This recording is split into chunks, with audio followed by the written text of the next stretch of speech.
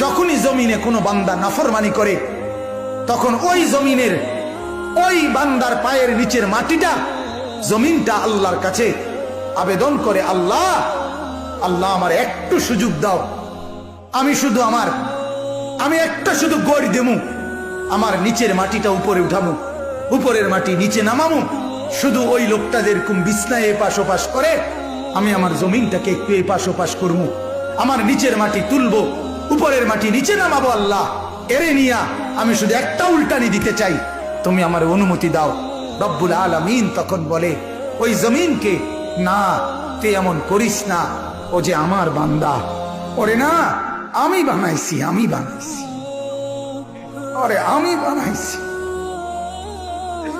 ওরে আমি বানাইছি। এই জমিন আমি কায়নাত আমার হুকুম দিয়ে বানাইছি, আর ওরে আমি হাত দিয়ে বানাইছি, আমার হাতে বানাইছি, আর নাক আমি লাগাইছি, আর চোখ আমি লাগিয়েছি, আর কান আমি লাগিয়েছি, আর হাত আমি লাগাইছি। আরে আমি সেই মাওলা যে মাওলা কুন বললে ফায়াকুন, যে মাওলা ভ বললে হয়ে যায়। ওরে বানাইতে এভাবে করি নাই, 9 মাস পরে আর মায়ের পেটে রাইখা আমি নিজের হাতে ড্রয়িং করছি, নিজের হাতে একবার নাক লাগাইয়া 100 বার দেখছি, ঠিক মতো হয়েছিনি, একবার চোখ লাগাইয়া কুঠিবার দেখছি, ঠিক মতো হয়েছিনি। এইভাবে 9 মাস আমি তারে যত্ন করে সাজিয়ে, সুম্মা আনশানাহু খালকান আখার, আমি তার এক মানুষ বানিয়ে এরপরে মায়ের পেট থেকে আমি বের করেছি। যাকে আমি এত যত্ন করে বানাইছি রে, তারে এত অল্পতে কেমনে মেরে ফেলি? না তুই একটু ক্ষান্ত হ, দেখি না ও তওবা করে কিনা, ও ফিরে আসে কিনা, দেখি না। পাকিস্তানের হযরত মাওলানা সৈয়দ আব্দুল মজিদ নদীম সাহেব রহমতুল্লাহ আলাইহি বলতেন যে এক ভেগে যাওয়া সন্তান মাকে ত্যাগ করে, বাবাকে ত্যাগ করে যেই সন্তান চলে গেছিল, 4 বছর পরে 10 বছর পরে 10 বছর পরে সেই সন্তান যদি মার কাছে ফিরে আসে আর চোখের পানি ছেড়ে দিয়া বলে, মা মাফ করে দাও, আমি ভুল করে ফেলছি, সৈয়দ আব্দুল মজিদ নদীম সাহেব বলতেন যে ওই মা ওই সন্তানকে মাফ করতে যদ্দূর দেরি করবে, 90 বছরের ভেগে যাওয়া বান্দা আল্লাহর নাফরমানি করার পরেও 90 বছর পরে যদি একত্রে একদিন এক রাত গভীরে আল্লাহর কাছে চোখের পানি একবার ছেড়ে দেয়, আল্লাহ তাআলা ওই মার আগে রব্বুল আলামিন তাকে মাফ করে দেন। এমন যিনি, তার নাম আল্লাহ। যুবক তুই তোকে চিনলি না, হায় হায়, তামসাটাকে জিন্দিগি মনে করলা। 1 প্লেট বিরিয়ানি দিবে, 1 প্লেট খিচুড়ি দিবে, 2টা জিলাপি দিবে, এর জন্য জিন্দিগিটাকে কামিয়াবি বানাইলা, এটা কি মনে করলা সফলতা? কিছুক্ষণ মোবাইল চালাইলা, কিছুক্ষণ মেয়ে দেখলা, ছবি দেখলা, নাটক দেখলা, নাচ দেখলা, আর কিছুক্ষণ ঘুমিয়ে রইলা, এটাকেই জিন্দিগি মনে করলা। আর আপনারা যারা ব্যবসায়ী কামাই রোজগারি করেন, আর আপনারা এই কিছুক্ষণের কামাই আর বউ বাচ্চার জন্য ভাত মাছ কিনা, এই কদ্দুরকে জিন্দিগি মনে করলেন। আহা, এই সামান্য কদ্দুর ফিকির, এটা তো পিঁপড়ার ফিকির, পিঁপড়া।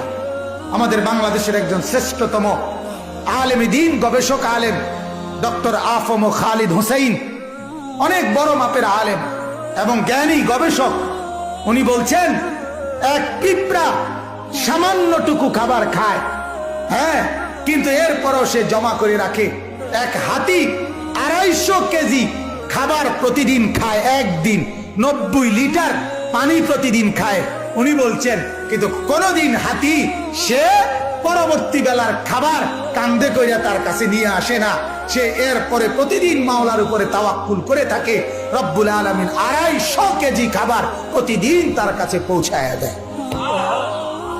হযরত বলেন এক সাগরের তিমি 1 লোকমায় যেই খাবার খায়, 1 লোকমা 200 শক্ত সামর্থ্য জোয়ান যুবক গোস্ত ভাত খাইয়া একবারে যা খাবে, এই সাগরের তিমি 1 লোকমায় তার চাইতে বেশি খাবার খায়।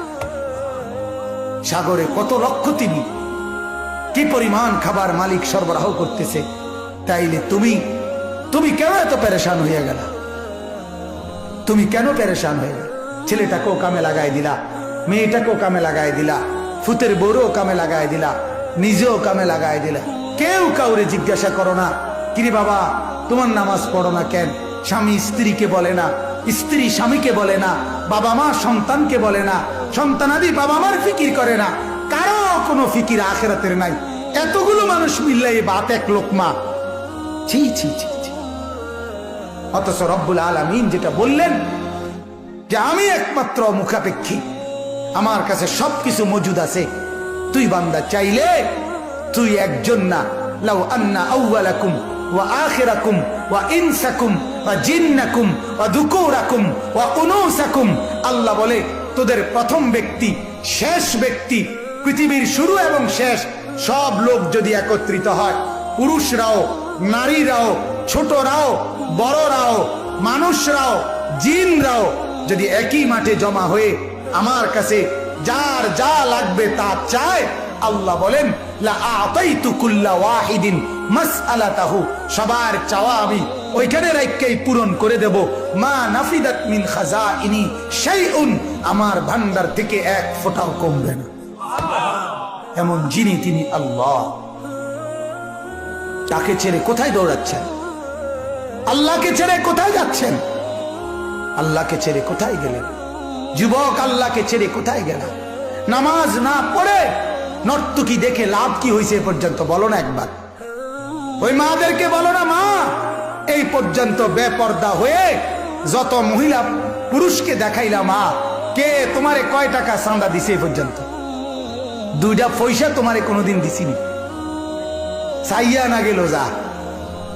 কথা বোঝেন নাই? তোমারও তো দেখে গেল, কিন্তু দ্বিতীয় পয়সা তো দিল না। কি পাইলা? পাইলাটা কি দুনিয়া? অবুঝ মানুষ বুঝতে চায় না, অবুঝ সন্তান বুঝতে চায় না। তার সমস্ত দুশ্মনী নামাজের লগে, তার সমস্ত দুশ্মনী আল্লাহর সাথে। সে তার একটা বন্ধু, সামান্য একটা বন্ধু, তার এই সামান্য পরিচয়, তারও মন রক্ষা করতে সে রাজি, কিন্তু সে তার মালিকের মন রক্ষা করতে রাজি না। হায় হায় হায়, কি শক্ত পাষাণ। আল্লাহ আমাদেরকে বুঝ দান করে। আল্লাহ আমাদেরকে, মহিউদ্দিন ভাই অগরে খাওয়াইলাম না, ওই যে যারা শিক্ষার্থী আছে, ওই যে পিছনে যারা নিচে নিচে, ওরা ডাক দিয়া বলে, ভাই তোমরা খানার লেগে যারা ঘুরতে আসো, খাওয়াই এলাম এগরে যান কোন। ওরা এই শিক্ষার্থী আছে, এটাই আমাদের দেশের নিয়ম। আমরার গ্রামে একতে আপনার মানুষের বাড়ির থেকে খুঁজতো, তো তার লগে একটা ছোট ফোলা আছিল, ওই বাড়িওয়ালারা দেরি করলে হেঁটে হেঁটে ফুতেরে খোঁচা দিত, দিলে হেঁটে শিক্ষার দিয়ে উঠতো। তো আবার এইতেই কইতো, এক বেকুবের মতো শিক্ষার, তারা আইয়া সারতেই হতো। কথা বোঝেন নাই? তো শিক্ষা দিলে বনি বেড়া, তারা তো সারিয়া আইতে, মানে হে ইচ্ছা করে বুঝাইতো যে শিক্ষারে তাড়াতাড়ি আমার যেটা দই না দিয়ালাম। কথা বুঝছেন নি? কথা না, এ তারার হিসাব নেই। তারা এতক্ষণ আসিল না, আসিল এতক্ষণ, এখন তারা বুঝাইতে চাইছে রাইতেই গেছে, আপনি এই ওয়াজ বন্ধ করে যেটা খাওয়ানের এটা না খাওয়াইব। আল্লাহ আমাদেরকে মাফ করে দেন।